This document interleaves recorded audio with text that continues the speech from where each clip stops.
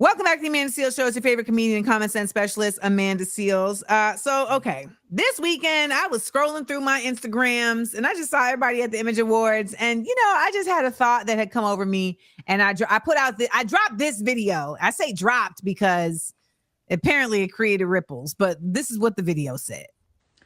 I just want to say something. If it wasn't for y'all, I would really think that I ain't doing shit. Because the industry I'm in does not recognize me.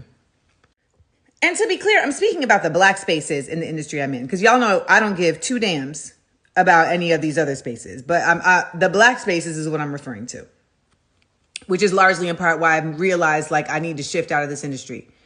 I don't get invited to Essence Women in Hollywood. I've never been invited to the NAACP Image Awards. I've been nominated for an Image Award. Never been invited to the NAACP Image Awards.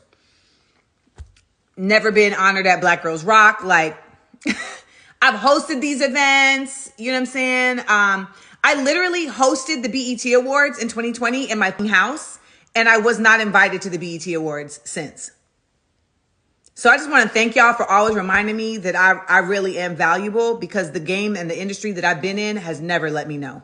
So some people misconstrued what I was saying, and they thought that I was saying I just really wish I was being in these spaces. But ultimately, I really meant what I said, which was that I really thank, the fans and supporters, because when you're doing work that speaks to those spaces, black spaces like the NAACP Awards and BET, et cetera, and then you don't get acknowledged in those spaces, it can really, mess with your mind. And so it's really been so beautiful and dope to have the actual, the people, the supporters, be the ones who really show you love. And that has come to mean so much more to me than any of those other, brand names, et cetera. So I just want to continue to always show love to y'all. When you all know, the theme song to this radio show, when I see y'all in the streets and you're like, oh, I met a man at the airport who was checking me in and was like, hey, you got the radio show. I was like, yeah, that really means so much to me. And when y'all share with me about how things that I'm doing and working on, or things that I've said that you've either learned from it, or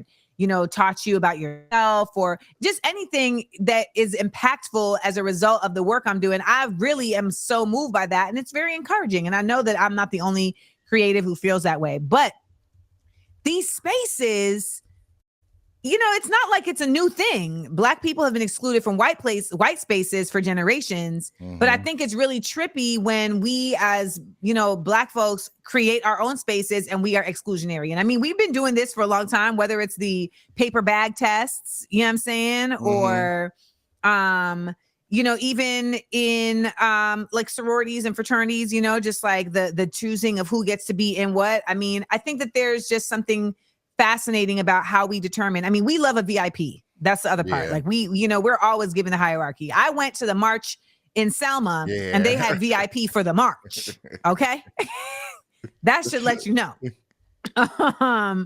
But playwright and actor Jeremy Harris, who is the writer of Slave Play, he has blackout night for some of his shows, where it's literally they only sell tickets to people who identify as Black. Oh, wow. And people have pushed. He said people have pushed, he did this interview and this white woman was like, I mean, are you looking forward to that? She thought she was going to catch him. And he was like, yes, I am. And he was like, because the play is getting put up in London right now. And she was just like expecting him to balk at the question. And he said, no, I think that for this material in particular, we should have spaces where it's just Black folks and they're actually going to respond to that material differently than when it's a mixed, crowd.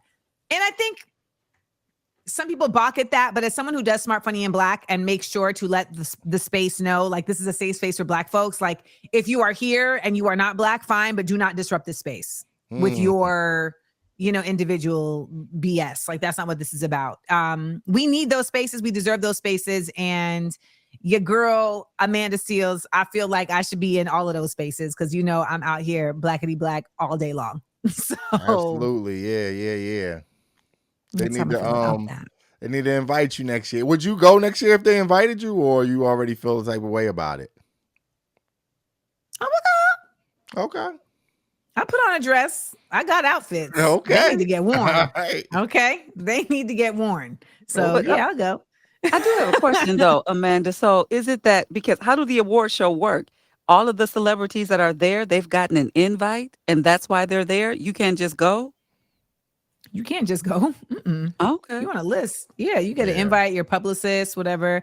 You know, I know that with the NAACP awards, like some of the seats are fundraiser, like you buy the seats. And then, but they do invite people and they have seat fillers. And I mean, I was nominated in the past, so I don't know why I would not be invited. But like the BET Awards, you get invited or you are a presenter. But then there's other like luncheons and things like this, you know, that they just want a certain room, you know, they want a certain level of people in the room, et cetera, et cetera. So, The whole but that notion being that said, you hosted the BET Awards in 2020 at your house is what is bizarre. That you haven't been invited. They called you to host, but they haven't called you to come and sit in the audience. I mean, if I'm keeping it $1,000 million bucks, Oh boy. even when I hosted, like none of the executives reached out to me, the high level executives. Like, I mean, shout to Jesse Collins and Dion Harmon, who were executive producing. Like, they really just always take care of me. But I had to end up, you know, putting the bug in someone's ear. Like, why am I being treated like, you know, a side piece? I'm doing this in the most difficult way possible, and no one. Can I get some flowers? You know what I'm saying? Like.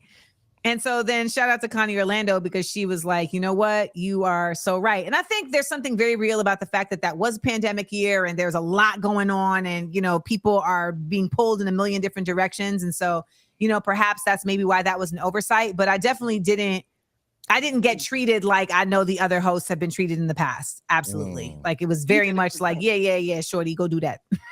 Wow. You did a So- good job. I remember sitting at home watching it. Yeah, you did a good Thank job. you so much. That was definitely a very high task that I was given. I'm in there changing because the stylist assistant, she got COVID, so nobody could help me. And so I had to do my makeup on FaceTime with my makeup artist. I had to do my hair on FaceTime with my hairstylist. My clothing stylist wasn't there. So I did like 16 costume changes by myself. My man at the time was sitting in the backyard. I was gonna say that's what I remember from that part. The sneak My peek. man at the time was sitting in the backyard on FaceTime telling folks, yeah, I saved the BET Awards. Yeah. So, yeah. So there's Wow. that. And I didn't get to go to the NAACP Awards the year I was nominated because that was the pandemic year and they didn't hold okay. the live they didn't hold the ceremony. So anywho, there's that. You can listen to more. I'll talk about this more on my podcast, Small Doses, on our bonus episodes. So you can subscribe to Patreon to get access to that.